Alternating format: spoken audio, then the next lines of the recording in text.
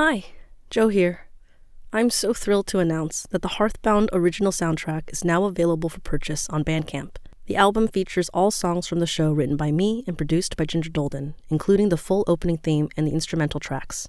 We've also dropped Hearthbound, the road trip version, which is a 3.5-hour track of the whole show, cut together without intros or credits, so you can listen to Hearthbound in its entirety without interruption. As the last Bandcamp Friday of the year, today we receive 100% of your purchase, so let us keep you company on the long way home, and help support Stray Lung's next projects at straylungs.bandcamp.com.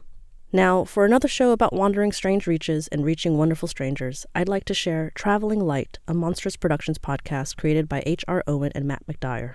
Traveling Light is a queer and cozy science fiction fantasy podcast about finding common ground and celebrating difference. Follow the traveler on their journey through the stars as they collect stories for the community archive and help shape their world through audience submissions and choose-your-own adventure decision-making.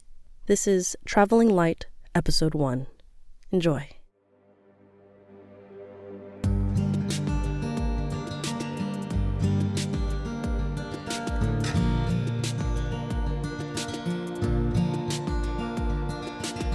Traveling Light,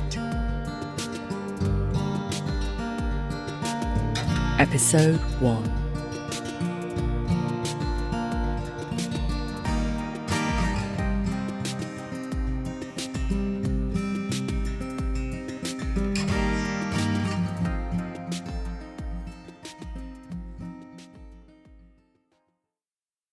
"14th Shaddock, 8:50. To the community at Emarain who carry the light. Hello, my friends. I realise it has not been so terribly long since last we were together, but I hope you will forgive my writing so soon. I will write less frequently when I am away, so as to be sure to have some real news for you in each missive, and not simply filling the archives with accounts of empty days. Even as early on my adventure as I am, I have been thinking of you all very often. I dare not take them from my pack lest I misplace them, but I fancy I can feel the weight of your letters of introduction as I carry them. I will endeavour to live up to the trust you have placed in me. It has been a long time since anyone ventured forth from Emarain on our community's behalf. I hope I can report back on the doings of the wide world in such a way that will bring you comfort and encouragement, and that my missives reveal the galaxy and its people to you as the light reveals the holy substance at the centre of existence. I am crossing a threshold, one which I will not pass through again. I trust you will not think it arrogant to want the moment witnessed, if only at a distance and in retrospect. After all, by the time you receive this, I will be long gone, away among the stars and beginning my journey to Kerin in earnest. I'll spare you the details of the trip here. Suffice to say, we made good time to Port Taroth. I am very glad Maron and Gelth were able to accompany me. Please give them my thanks if they do not beat this letter home. I do not know if I would have had the courage to start my journey if they were not with me. They saw me safely squared away in a lodging house not far from the docks, and together we set forth to see a little of Port Taroth itself. It is unlike anywhere else I have been. The reality of it is so much more than was conveyed in my books. The whole city heaves with people at all hours of day and night, the burn of bright lights making it impossible to see the stars. And yet, it is equally impossible to forget them. All around, vibrating through my knees, my chest, my very soul, the roar and rumble of ships taking off and landing, scattering themselves to the very furthest reaches of the black and returning home with holds stuffed fit to burst, with treasures untold. And the people! I had thought myself terribly cosmopolitan before coming here. I am Emirain, born and bred after all, and no city in the province can compete with us for diversity in culture.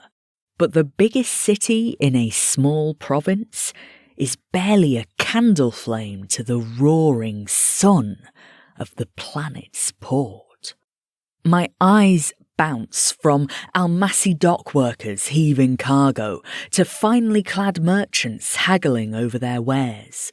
Adherents of the sect of Mish glide by on their hoverpads, untouched by the profane earth, while Taroth's children play in the street, singing out skipping rhymes and snatching sweets from the stalls as they race past. I've seen people from worlds I've never dreamt of, their scales rippling in the sunlight, and in the next blink of my eyes they are replaced with huge figures with braids in their fur and precious metal capping their horns.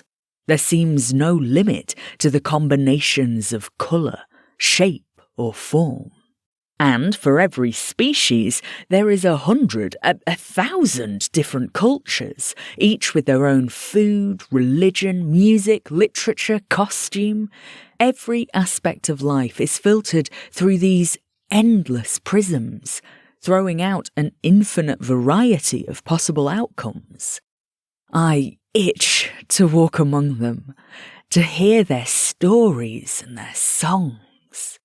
And they pass me by without a second look, as if I am not just as strange to them as they are to me. Or perhaps I'm not. Perhaps they've seen enough humans in their travels to find us mundane. I cannot imagine it. For one thing, I've seen hardly any humans since I got here. But besides that, I cannot imagine growing used to this. Oh, but I should dearly like the chance to. I shall go tomorrow to barter for passage aboard one of the ships bound for Kerin. The Port Authority office informed me that most of the ships travelling in that direction are commercial cruisers, promising comfort, luxury, a home away from home. But if I wanted to be at home, I should have stayed in Emirain. I wish to see the galaxy, with all its rough edges and its awkward meeting places. I got the name of 2 captains whom the Port Authority official believed would be willing to take an extra passenger. Each seems as likely as the other to give me a berth in exchange for either the little money provided to me by the community, my thanks again, or what services and labour I might be able to offer. The first is a shoddy old hauler, huge and looming in its dock.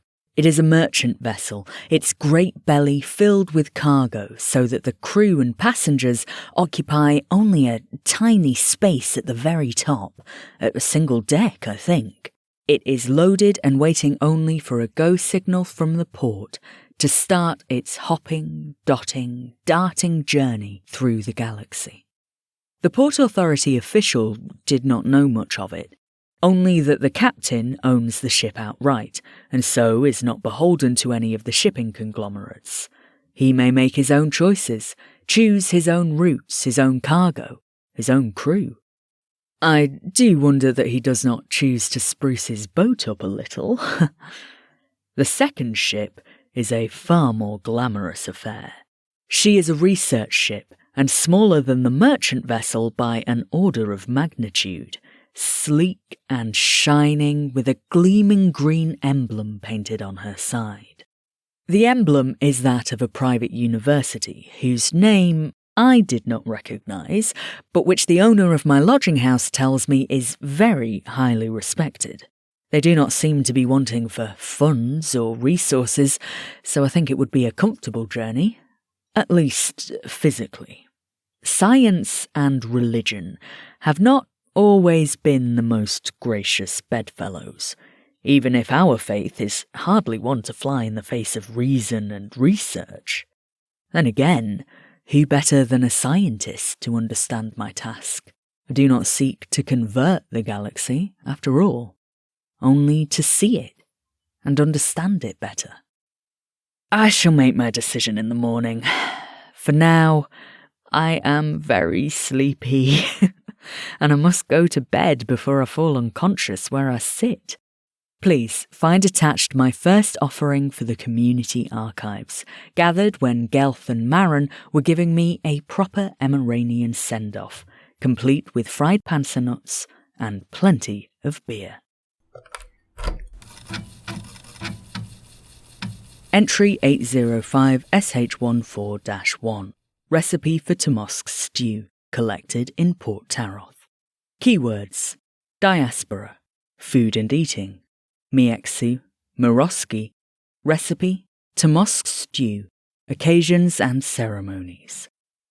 Notes: my lodging house in Port Taroth was run by an elderly Miexu woman named Eslor, who migrated from Mirosk some 80 years since.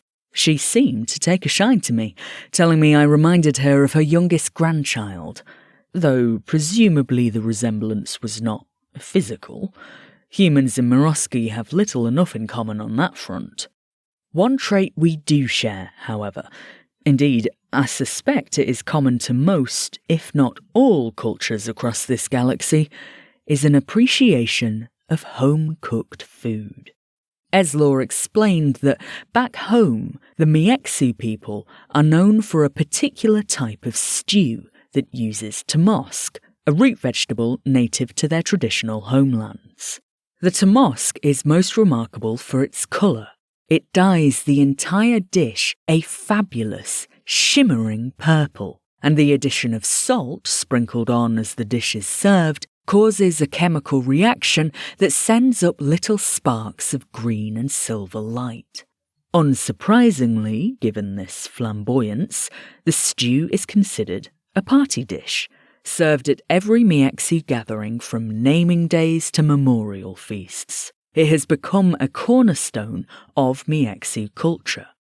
But when Miexu emigrants tried to take cuttings of tomosk with them on their travels, the plant simply withered. Unable to find what it needed in the dry, recycled air of the ships or the strange new soil of other planets.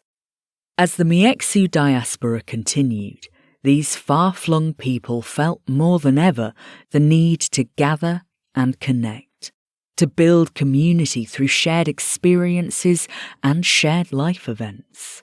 And a Miexu gathering is simply not complete without tomosk stew. So the emigrants turned to the local foods of their chosen homes and created new recipes to mimic this precious dish and its dazzling party trick effects. In Port Taroth, Eslor served us bowls of stew that changed from red to gold as she stirred in a dollop of bereth paste, while her sister, who lives on a dern, tops her stew with edible metallic flakes that catch the light like tiny mirrors. Other Miexu communities set the stew aflame using alcohol, while still more serve it up in a kind of steamed bun that, when pulled open, mixes the parts of the meal together in a bright swirl of colours. Every Miexu community has their own recipe, and each one is as much an authentic tomosk stew as the last. This is Eslor's, taken from her as she cooked for us that first night in port. Take vegetables and wash them and remove their peel. Slice them not too fine and fry with butter until soft. Add spices and cook until flavoured. Note, when I asked Eslor which spices she used exactly, she held forth for some time. Gelth reckoned it about 15 minutes in total, but he was laughing too much to measure precisely, about the myriad ways in which I had erred, and my good fortune in resembling her grandchild and thus provoking her mercy, and in her own great patience and forbearance in putting up with such abominable prying and poking. All I can say is, I think there may have been aniseed. Add broth and the harder vegetables cut up small or shredded per their needs. Acid for flavour. Cook until thick and serve with bereth paste, added at the table.